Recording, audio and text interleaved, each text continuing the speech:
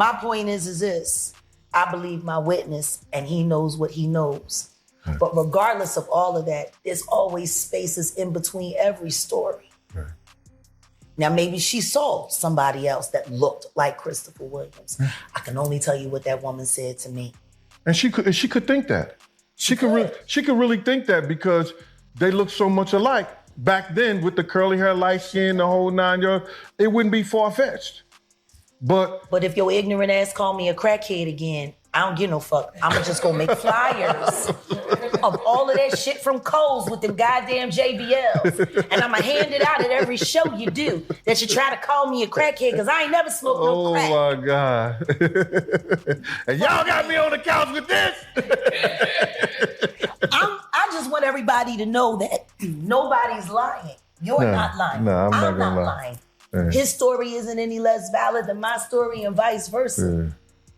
Stop worrying about the little details and pay attention to the big picture. Always. Big picture is, at the end of the day, regardless of that story, there are other stories about Puff using sexuality to enslave other men to get them to do what he wanted them to do for his purpose. Now, maybe it wasn't Christopher Williams, but I could think of about 5 other dudes that I could say right off the top of my head right now that I know that to be true. Okay, I'm reloaded. You gotta see this. When I'm away from you, boy, all I seem to do is cry. But then when I see you, boy, my, how the time does fly. I don't know if you need and love me too. Ooh, the way I love and needed you. But I hope that we can be together soon.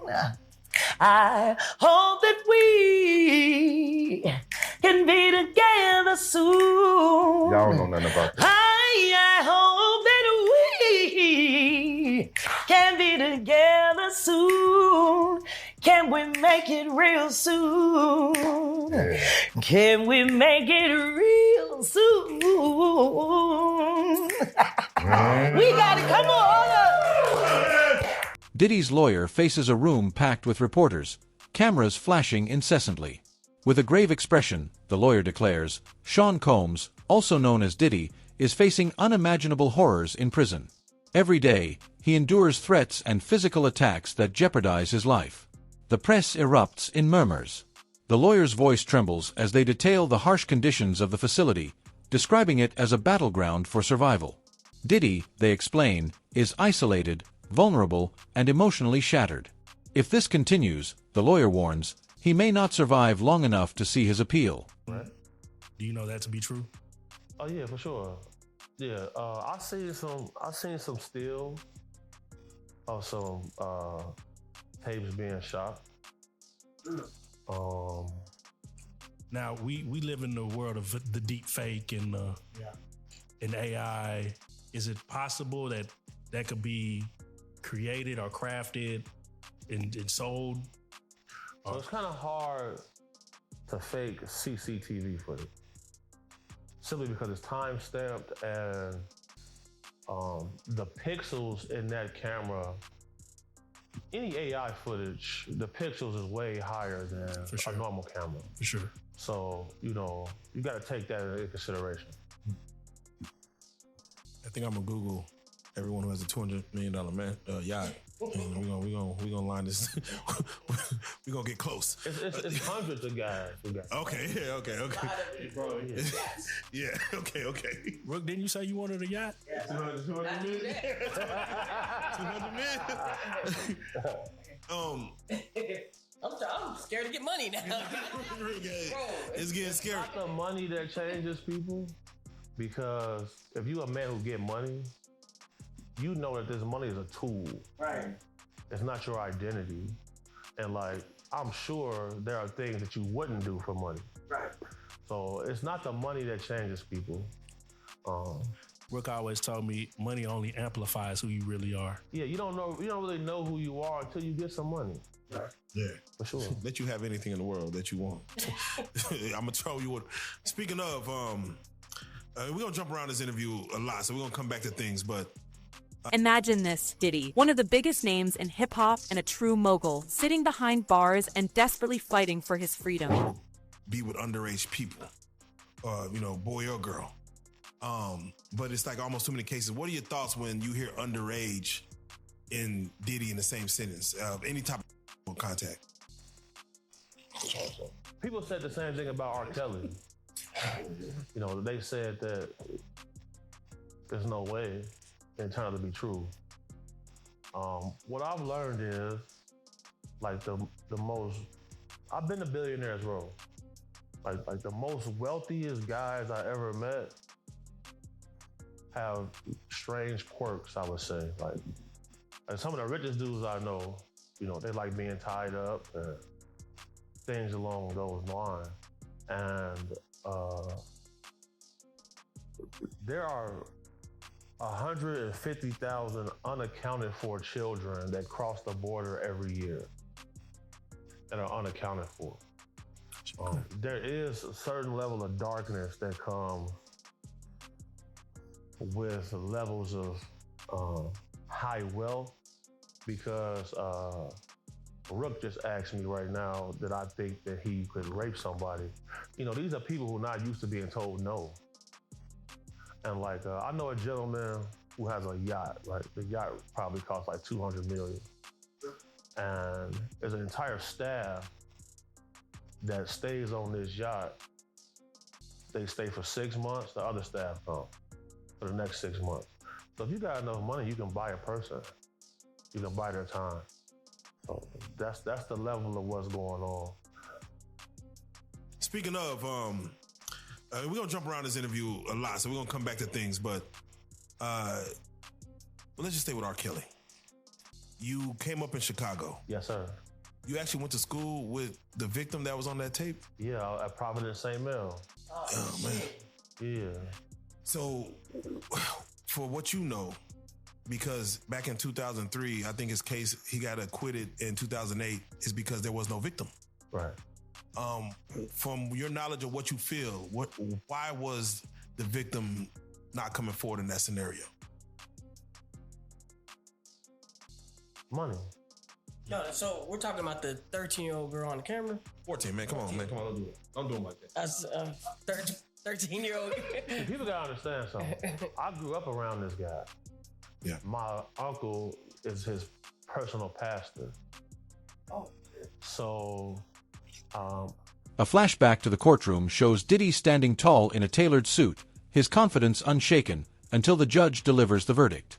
Guilty echoes through the room like a thunderclap. His shoulders sag, and a gasp escapes from his loved ones.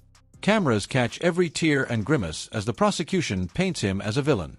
The paragraph dives into his inner turmoil, the disbelief in his eyes, and his lawyer's failed attempt to console him. church called Carter Temple on 79th and Wabash. That was R. Kelly's church. He's been in my uncle's house. My uncle have taken me to where he was at to try to get him to hire me. And my first experience with him, I said I was good. I don't even want to get involved with this. The man told me, now mind you, he stripped naked in front of all of us in the locker room, which is not too crazy in a locker room, but everybody else got clothes on. He strips naked, and he tells us that he's getting ready to get married to music. He got a 7-foot-tall gold harp made. He got married to that harp in a mansion in Indianapolis. The man shooting from half court. Like, he got a whole team of dudes who they just get the ball and pass it to him so he can shoot from half court.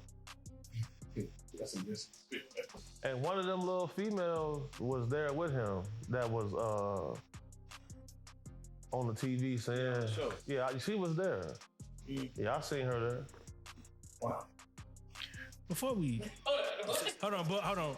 I want to because before we get out too far into this, you play football, correct? Yes.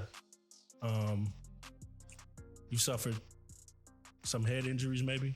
Yeah, I had a few concussions. Sure. Okay. But you are of sane sound in mind, right? Because I quit. Right. I'm asking you this because a lot of people believe that we draw certain individuals in and there's no validity to what they're saying. And we just grab random people for a viral moment. Right. But I just want everybody to know you're of sound mind. Absolutely. Because, They know him. Yeah. Like I'm not under the act that some people are under. Right. You can visit my YouTube channel, Big Homie Vlogs, and I got several receipts on that on my YouTube. You can see my client list. You see the first check I ever got paid was $420,000 for doing this job. So Very like, transparent. if you see me right here, you getting fat. Like I'm not about to embellish or invent details. You know, everything that I'm going to say can be fact checked. And So speaking of facts, Handcuffed and escorted through heavy metal gates, Diddy steps into the prison for the first time. The cacophony of shouts, clanging metal, and a cold, unwelcoming atmosphere greet him. Inmates size him up with piercing stares, their whispers dripping with intimidation. The once celebrated mogul feels the weight of his fame become a curse, making him a target. He's led to his cramped cell, where the walls seem to close in, stripping him of any sense of freedom. I've seen some stills of some tapes being shot. Now, we live in the world of the deep fake and AI. Is it possible that could be created or crafted and sold? So it's kind of hard to fake CCTV footage. Simply because it's time stamped and the pixels in that camera, any AI footage, the pixels is way higher than a normal camera. For sure. So, you got to take that into consideration. I think I'm gonna Google everyone who has a $200 million yacht, and we're gonna line this. We're gonna get close. It's hundreds of guys who got. Okay. Bro, yeah. Before we get out of here, bro, I just gotta ask you. So there's a lot of tapes that Diddy has made. Who do you think's on these tapes? 90 terabytes. If you could maybe give us a celebrity or maybe one or maybe two. Trey Songz on one of the tapes. I said it. Damn, nigga. I knew. No, I didn't know. Yeah, one of the tapes. Trey Songz on. Two more names that you might think is on the tapes. That nigga said 2 more. Yeah. If anything, again, this is just hypothetical. We don't know none. Yeah. Who would you say, celebrity-wise, you might think be on the tapes?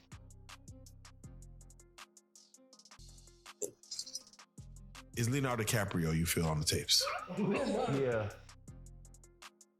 But he'll buy that for whatever come out though. Oh yeah, they got that kind of bread. Yeah, he'll buy that for whatever come out. Cause they pass, and that's the thing. Like they pass certain laws, like that revenge law. Yeah. That ain't about no OnlyFans models, man. That's for situations like these, bro. That's what I'm saying. It's some type of something going on, bro. Protect some people. The Baby was the biggest rapper. Remember that? Yeah. The biggest. You go from 300. A day in, Diddy encounters his first confrontation. A group of inmates blocks his path, hurling taunts and insults. The altercation escalates quickly, though details remain non-violent yet descriptive. Guards intervene just in time, but the incident leaves Diddy shaken.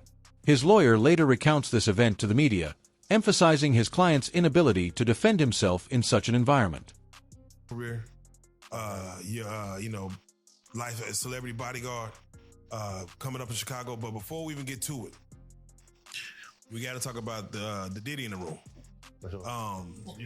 Right now, I just got to get your take on it. All right. With what's going on in the world, because I don't want to say this just America, but this is the world looking at America now.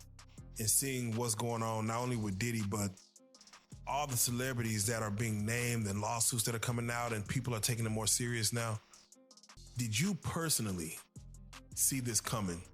And if so, how long ago? Right. So me personally, I definitely seen it coming. Like 2013 was when I really first started speaking out about this, because he was booked to host an event in Chicago at a nightclub called Divide on 1534 North Kingsbury. I was head of security at this venue. And whenever celebrities would come through, the owner and the general manager, shout out PJ Khan and shout out Joey Vartanian, they would send me with celebrities after the club. So I ended up at one of his events, and a gentleman I used to work for, his name is David Arrington. He used to not work for, work with. He was security like me, big, strong, intimidating dude. Come to find out, you know, he was double dipping. You feel me? He was getting hired as a sex worker, and when I got to the event, he was there. And as a bodyguard or? No, he was there as a performer. Right. So that gentleman's incarcerated right now. He ended up killing his boyfriend, stealing his car, all type of stuff. So he crashed out. So that's how I ended up even knowing about this type of stuff. So, and when I got to the party, you know, all the waitresses was topless. They had like... You're the second person to say that. Yeah, that's okay. Yeah, everybody, the waitresses was topless. Like they had like dancers in cages, naked. I seen a few people had like lions on leashes and stuff like that. You feel me? And then, you know, once they came out to collect everybody's phones, that's when I said, I'm going to the car. Y'all got it. Alone in his cell, Diddy sits on the edge of his cot, his head buried in his hands.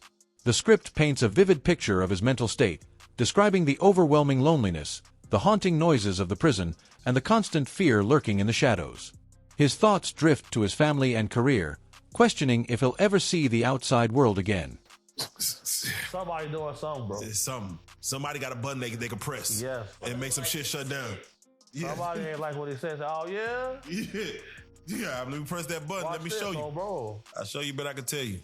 All right, so, big homie, let me ask you, what do you feel like is going to happen, let's say, within the next 3 months to 6 months? Diddy has a trial in May 25th or whatever, if it happens. Yeah, 2025. What do you feel is going to happen in the next 6 to 7 months leading up to this trial? Celebrities, lawsuits. I mean, everything seemed to be crashing down in the hip hop industry. What do you feel may happen or come about? If Trump wins the election, the Epstein list is going to come out. That list comes out. If that list comes out, if he's able to stay alive, which I don't think he will be able to, not getting a life sentence is going to be hard. It's going to be hard. But when a nigga like Diddy hits the yard, when he hits the compound, I mean, isn't he made already? Oh, he's going to be on the PC yard. Okay. He'll never hit General Pop. Never. Nah, never. He's going to be on high power for sure. Yeah. For life? Yeah, he won't have a choice. You think they gonna free Thug? He should come home. Yeah. Yeah, that shit's crazy. He should come home. He should be able to come home. Whenever they change the judge for being biased, this shit nuts. if you see the new judge they got, that lady, like She ready to go to the crib. she like, hey man, every time I come in here, y'all gonna got shit going. And she had it like this, like what the? It ain't looking good. It ain't looking good. And then why do you think, not why you think everybody's so happy Big Meech come home, but why do you think when Big Meech came home, everybody think there's like a whole bunch of money, like it's gonna be a BM? You know, like, A pivotal moment unfolds as Diddy meets with his lawyer in a small, sterile room. His voice cracks as he recounts the attacks and threats, his usually composed demeanor replaced by desperation.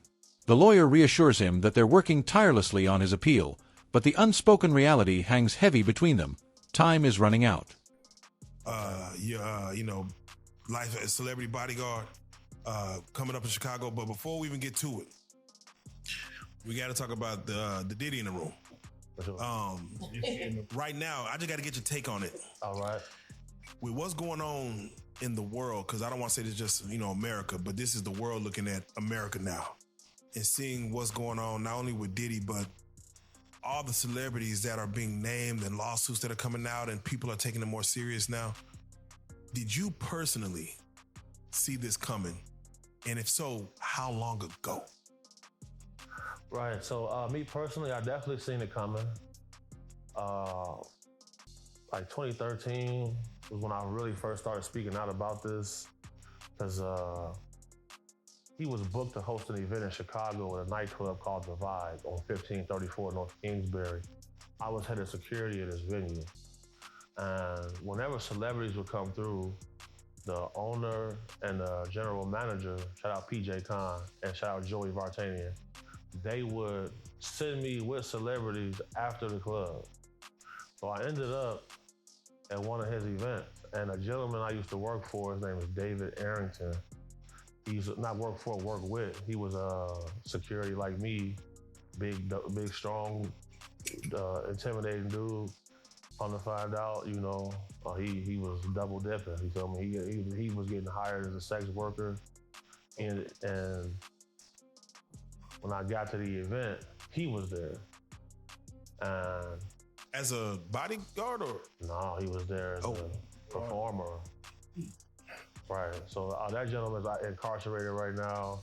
He ended up killing his boyfriend, stealing his car, all type of stuff. So he crashed out. So that's how I ended up even knowing about this type of stuff.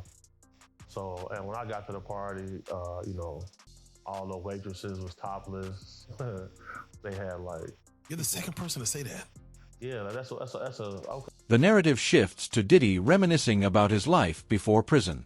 Vibrant scenes of luxurious parties, music awards, and family moments contrast sharply with the bleakness of his current reality. The paragraph delves into his regrets and the choices that led him here, adding depth to his character. Gotti, and we know Yo Gotti is a multimillionaire, owns with all the things that he owns, and would we say he's in the upper echelon of the? Can he exist in these spaces? Let's Google Yo Gotti's net worth. You got it? Yeah, I'm pulling it.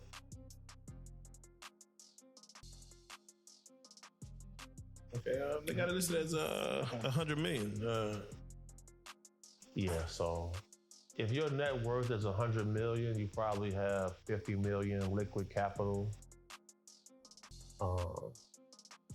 So let's put some in perspective. Right. Elon Musk is donating $45 million a month to Donald Trump's campaign. That's wild business. So in 2 months, he's donated Yo Gotti's net worth to Donald Trump's campaign. So that should give you some perspective. Right. For sure. Yeah. I haven't really met many rappers with money. Like most rappers that I meet are living middle class. So like, if you see them with the 200,000 stack, that's all they got. Yeah. For sure, that's all they got. Why do we? Because this particular platform was built off of the love of hip hop and music. For sure. But it's hard to run a business off hip hop and music. Yeah. So why is it that rappers are so broke? First and foremost, you gotta really think about it. Remember that song by Birdman? What did he say? I got everything in my mama name. Yeah. Come on now, that's just poor money morals right there. Right. And then most of us come from a street element. So, you can't just go down to the bank and buy $1 million house without getting indicted. So The rap game is entertainment. But I remember when the gangsters would take their homie who not a killer, but he can rap. This our rapper. We pushing behind him. Right. Now they want you to be a killer, a robber, a drug dealer, and a rapper. Outside the prison walls, fans and supporters rally for Diddy's release. The paragraph describes a sea of banners, social media hashtags trending globally, and celebrities speaking out. The lawyer uses this momentum to highlight the injustices of the prison system, portraying Diddy as a victim rather than a criminal. Or just a rap mogul, but you don't really look at him as having all these connections with all these different facets of, as far as out of entertainment, like, is hip hop music really that ingrained in so many different levels of life to where you have a person like P. Diddy associating with a head of Nike or just like, I'm just saying, for an example, like a nigga like Moneybagg Yo, I wouldn't imagine if he get taken down like somewhere in IBM. There's the head of IBM is stepping down, or the head of Calvin Klein is, you know what I'm saying? Like, how ingrained is hip hop into other fields of industry? Right. So hip hop culture is the biggest culture in the world, first and foremost. But there are tiers to hip hop. Now, Diddy was able to work his way up into the private sector where you're rubbing shoulders with other CEOs, other business owners, other heads of media.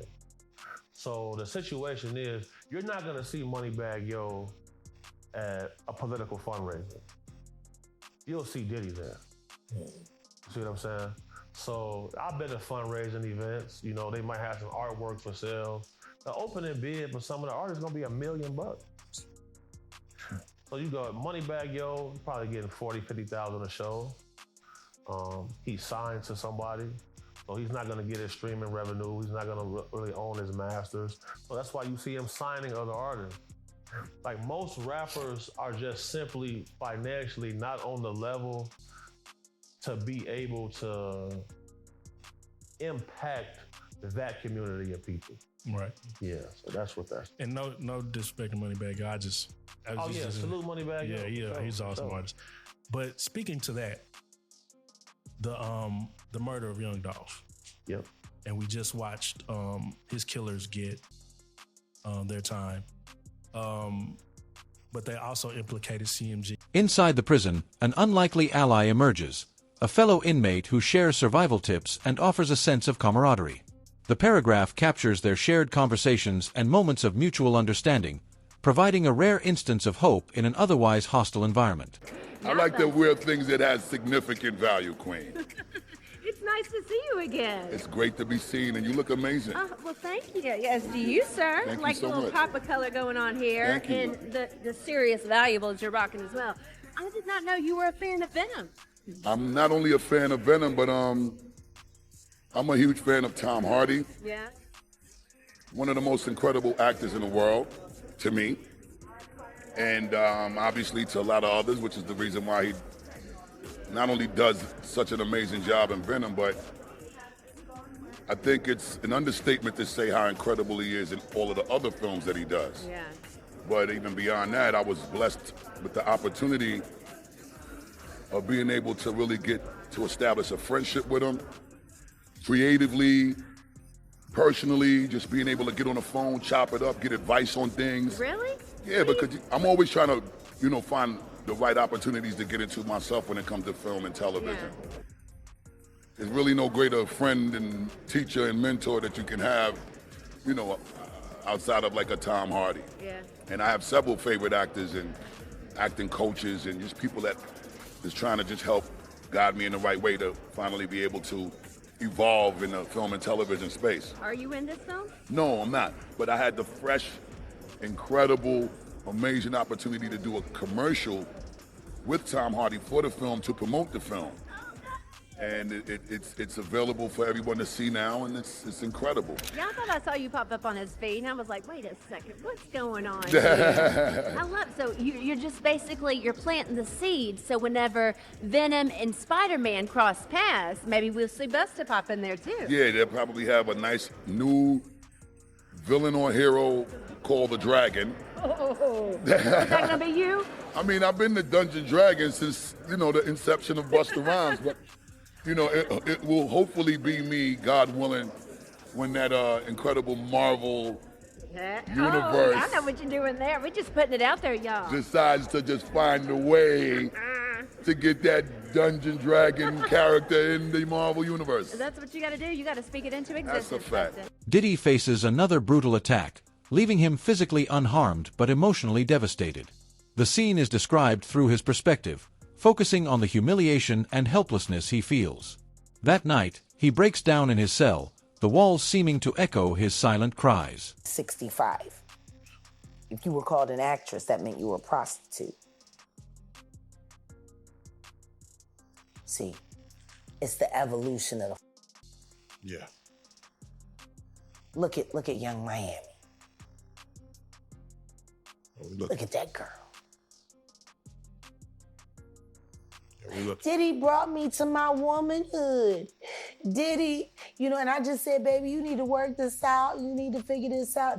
Has everyone now that she's being named in these lawsuits now figured out that this is a acting ass liar? Yeah, I'm still Drea Kelly talking.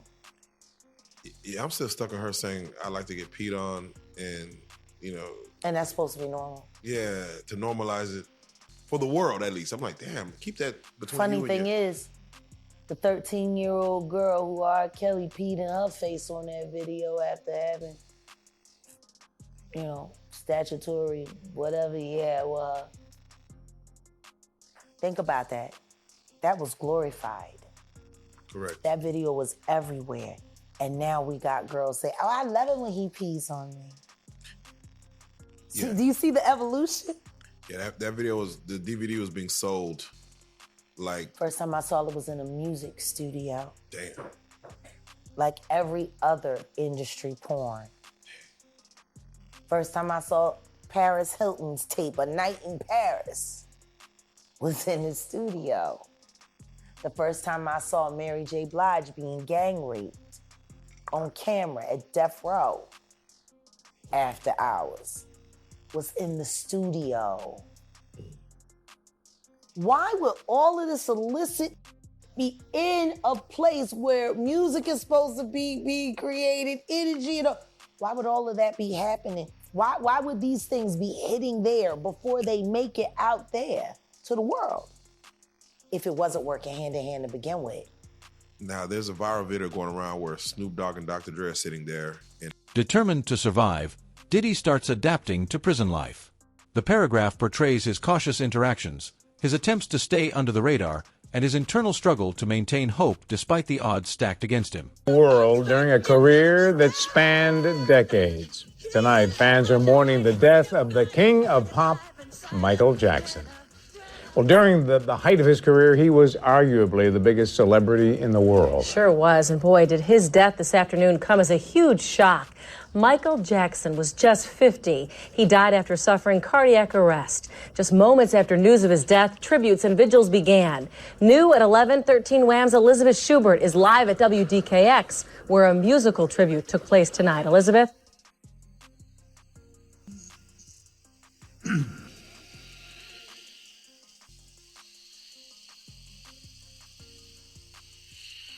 A lot of fans tonight calling in to WDKX. They're sharing their memories of Michael. They're also requesting many of their favorite songs. And WDKX, certainly the station to listen to because they're playing all Michael Jackson songs all the time. Interactive at WDKX. WDKX on-air DJ Atu Trammell was at work when he heard the news. It's not a rumor Michael Jackson has died. Can't believe Michael Jackson died. Cardiac arrest. He knew he had to do something. We're going to take over the radio with just Michael Jackson, period. So he changed the station's entire music lineup, replacing it all with songs by the King of Pop. Can you please play I Wanna Rock With You by Michael Jackson? He took requests and played his favorites.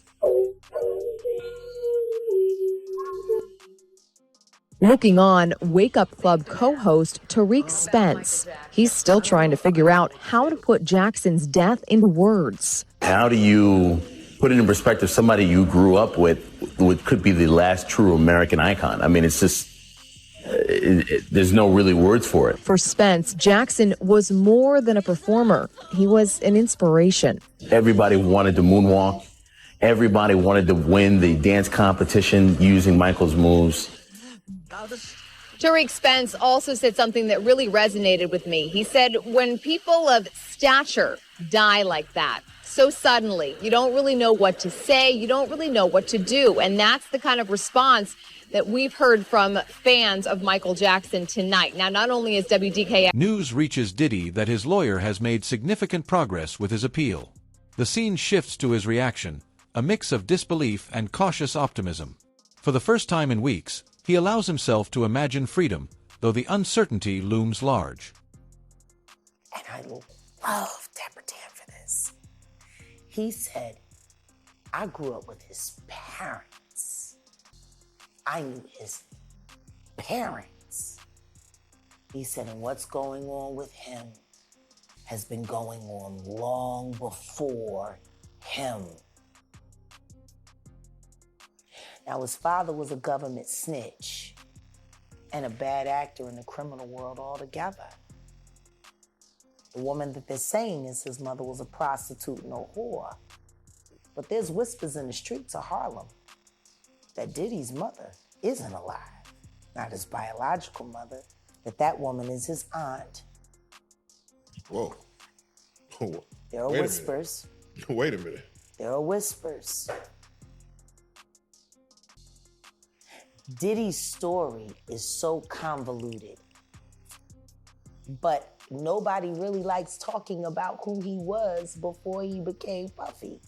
Nobody, I would love if I could be granted an interview with him.